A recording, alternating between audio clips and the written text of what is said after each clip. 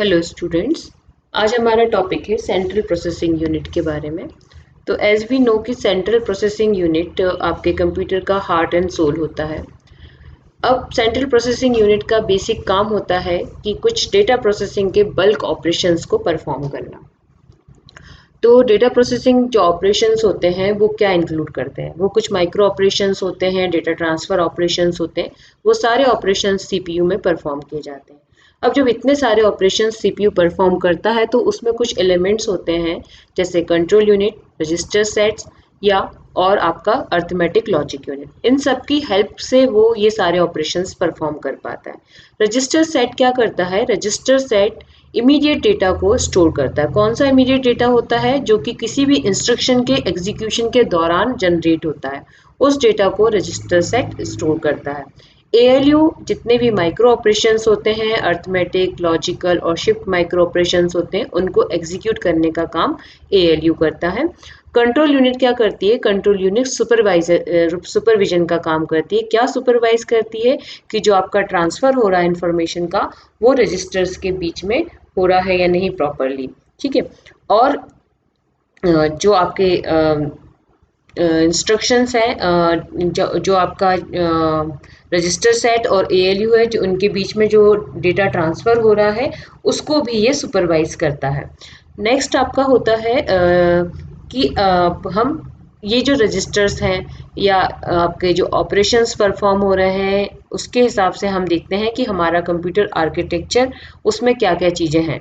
तो computer architecture में आपके इंस्ट्रक्शंस फॉर्मेट होते हैं, एड्रेसिंग मोड्स होते हैं, इंस्ट्रक्शन सेट्स होते हैं और आपके जो सीपीयू रजिस्टर्स हैं उसका एक ऑर्गेनाइजेशन होता है कि वो किस तरीके से ऑर्गेनाइज है, किस तरीके से अपने एक दूसरे से कम्युनिकेट कर रहे हैं।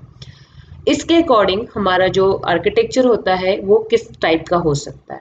तो कंप्यूटर आर्किटेक्चर में instruction format, addressing modes, instruction set और सीपीयू रजिस्टर्स का ऑर्गेनाइजेशन इंक्लूड होता है। अगर हम according to register CPU register का ऑर्गेनाइजेशन की बात करें, उसके अकॉर्डिंग हमारा जो आर्किटेक्चर होता है वो दो तरीके का होता है, रिस्क एंड सिस्क। रिस्क होता है reduce instruction set computer, six होता है कंप्यूटर इंस्ट्रक्शन सेट कंप्यूटर। इनके बारे में डिटेल में हम आगे देखेंगे। अगर हम मेमोरी यूजेस की बात करें तो मेमोरी यूज होती है प्रोग्राम्स में और डेटा में। तो फिर से दो तरीके के आर्किटेक्चर होते हैं, एम्बेडेड और नॉन एम्बेडेड।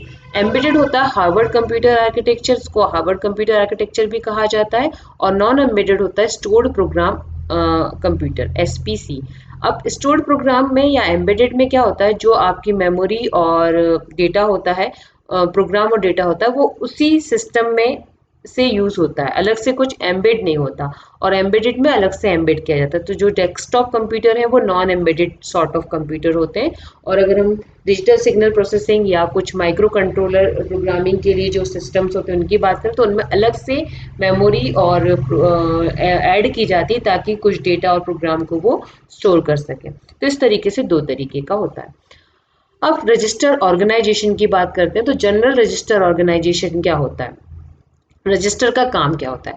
रजिस्टर क्या करता है, जो भी इंटरमीडिएट वैल्यूज जनरेट होती हैं वो उसको स्टोर करता है, उसको स्टोर करता है ताकि जो आपका सीपीयू का काम है वो एफिशिएंट हो जाए और कन्वीनियंट हो जाए। सीपीयू रजिस्टर्स, अगर हम उसको एक कॉमन बस से कनेक्ट करते हैं, कॉमन बस के थ्रू उनके बीच में डेटा आता जाता है, तो ये एक एफिशिएंट वे होता है। रजिस्टर जो होते हैं वो कम्युनिकेट करते हैं एक दूसरे से, डायरेक्ट डेटा ट्रांसफ़र के लिए भी और कुछ माइक्रो ऑपरेशंस परफॉर्म करने के लिए भी।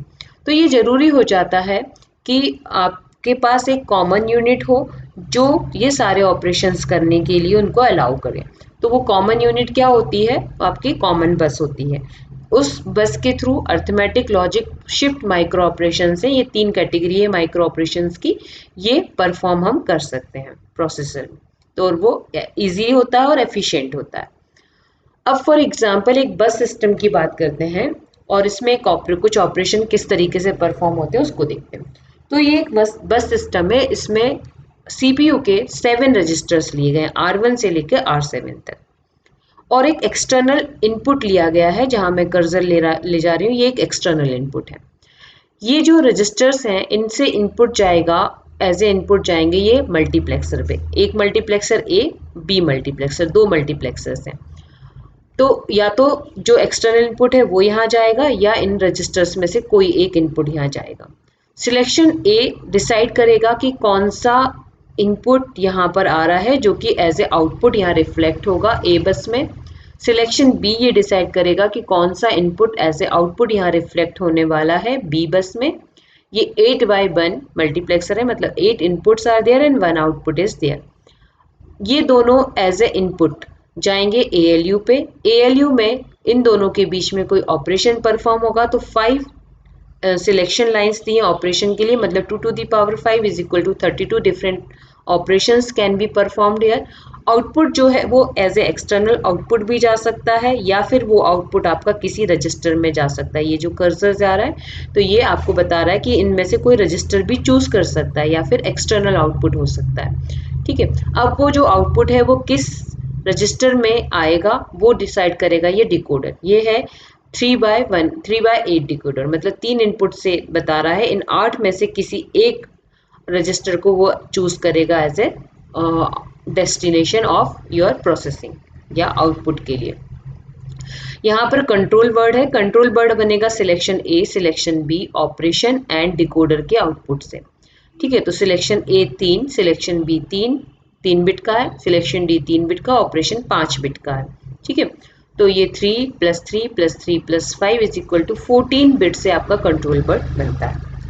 अब हम देखते हैं कि किस तरीके से यहाँ पर पता चलेगा कि क्या आउटपुट है या क्या है इनपुट।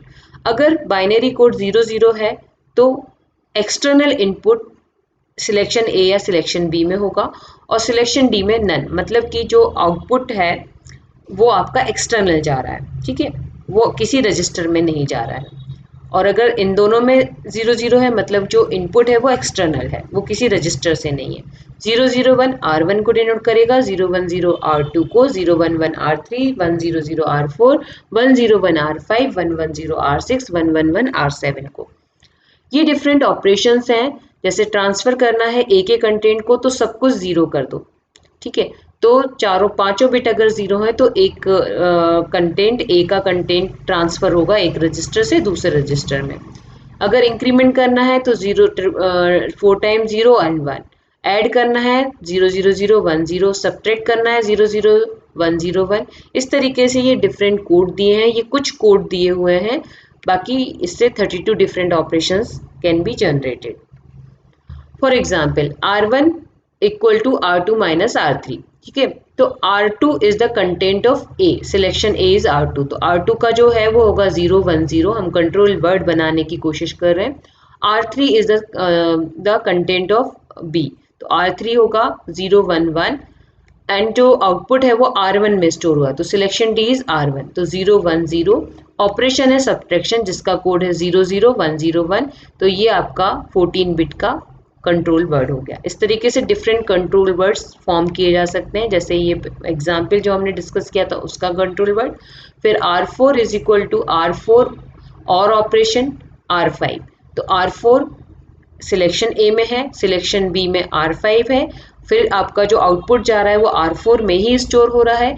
ऑपरेशन आपका और ऑपरेशन है, इसके अकॉर्डिंग जो R4 है वो 100 से डिनोट है, R5 101 से, R4 अगेन 100 से और ऑपरेशन 01010 से डिनोट हो रहा है।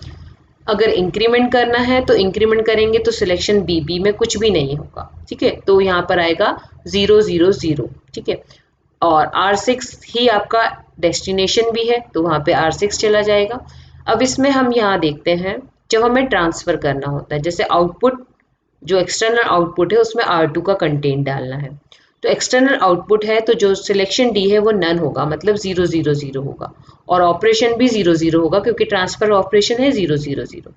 अगर एक्सटर्नल इनपुट से एक्सटर्नल आउटपुट पे आपको कुछ ट्रांसफ़र करना है तो कोई भी रजिस्टर यहाँ पर नहीं है और आपका ट्रांसफ़र का जो ऑपरेशन है वो भी 00 है, तो पूरा 14 बिट्स आपकी 00 हो जाएंगी क्योंकि आपका इनपुट भी 00 है, आउटपुट भी 00 से डिनोट हो रहा है, ऑपरेशन भी 00 से डिनोट हो रहा है, तो 14 बिट्स पूरी की पूरी 00 हो जाएंगी। तो इस तरीके से डिफरेंट कंट्रोल वर्ड्स आप फॉर्म कर सकते हैं। ठीक है, तो आज के लेक्चर में इतना ही। नेक्स्ट लेक्चर में हम देखेंगे कि जो आपका स्टैक ऑर्गेनाइजेशन है वो किस तरीके से वर्क करता है। Thanks for watching.